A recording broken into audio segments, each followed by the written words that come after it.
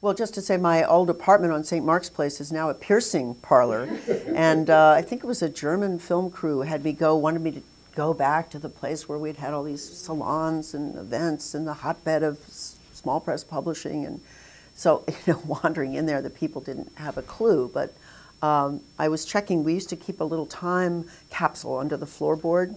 There was still the little space there, so we had this time capsule with bits of poems and other artifacts of the time. That was gone. I was sorry to say. I wanted that in my archive.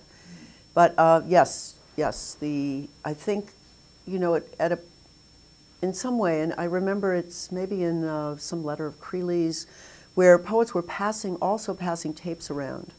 And so somebody would give a reading. It would be the only tape. They weren't even making copies. And you'd get this tape and you'd send it to somebody in California, and then that would be passed on so you could hear and that was informing, I think, for some of the writing, this sense of whether it was projective, verse, the notion of projective verse and the kinetics of the thing and the high energy construct and how it was on the page and the breath, being able to hear where the person was breathing on the tape. So I felt the value in that exchange, that you would listen. It wasn't just to put in the vault and have in the library and maybe hope somebody came along to hear it, that you might actually listen to it yourself a couple of days later because it was interesting and you wanted to go back. And so I think from an early time that there was value in that. And when we named the poetry project, this was very much on my mind, the sense of projecting and the voice being projected.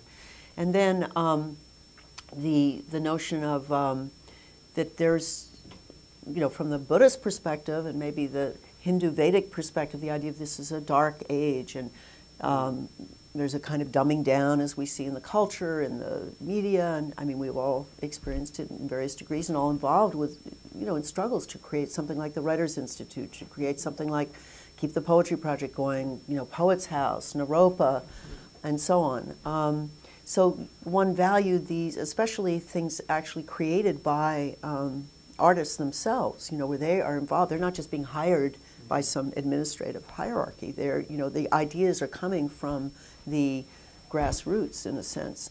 So that seemed really important to also have an archive of how these things happened, and to show that they happened with not, a hank of hair and a piece of bone, and an echo of poetry in the ear. What was it that and I saw that specifically with Naropa, because here, I was going to this no man's land as far as I'd been to the Himalayas, I had been to other, some interesting places, but not to some, little town.